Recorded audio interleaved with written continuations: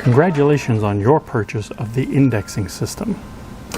When you opened up your bag, you found 2 discs, the slide lock, 3 screws, and a washer. To do the installation, you'll only need 2 tools. The first tool, a number 2 Phillips head screwdriver. The second tool came in the bag that you got with your original machine, and that's the small Allen wrench. So let's talk a little bit about the parts that came. First, let's talk about the slide lock. The slide lock has a little lip on one side that allows it to make it very easy to align and install the slide lock. It fits right on the lower arm and will slide back and forth.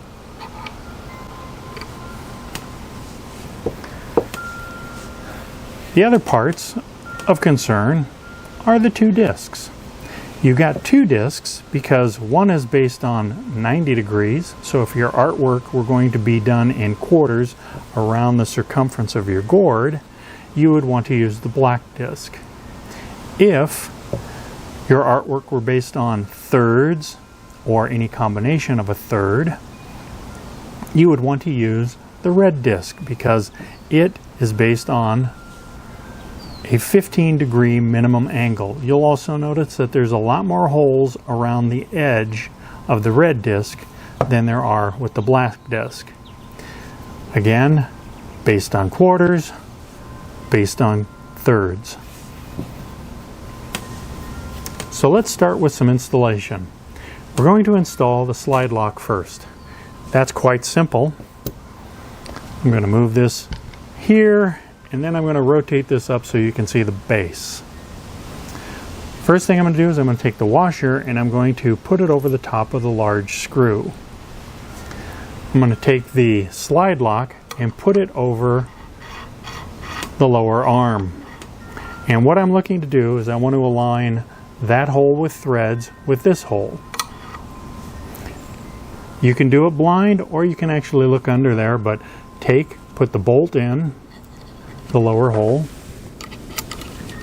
then slide until you hear them click into kind of a place. Do a little bit of a slight turn and you're almost done with installation. Take the screwdriver and tighten finger tight, and the slide lock is now installed. So now let's install a disc. The disc you want to install is based upon what you want as far as your artwork. Do you want to base it on thirds around the circumference, or do you want to base it on quarters around the circumference? Whichever one you choose, that's the one you want to start with. So I'm going to install the red one for no particular reason other than I like the color. We're going to take the Allen wrench and we're going to focus our attention on the thumb wheel. Now the thumb wheel is made in 2 parts. There's a lower portion and an upper portion. The upper portion has the suction cup on it. The lower portion has a silver screw in it. The upper portion, you're looking for a hole that has a set screw in it. You're going to take your Allen wrench and you're going to put it in to the set screw. When you have it inserted properly, you'll notice that it will just hang there without movement. Now, turn it to loosen, and basically you just need to turn it about 3 times. Do not back the screw all the way out because you have a chance of losing it. It is a very small part. And why? It doesn't need to be. It is now loose enough that it just pops off. You're going to take your disc and you'll notice that each disc has a lobe cut out. That's so that it fits over the silver screw. Drop it into place, take the 2 remaining screws, put them in the holes on either side, and then to align the holes with the screws, just take and rotate the indexing disc slightly and they will fall into place, finding where they want to do their starting.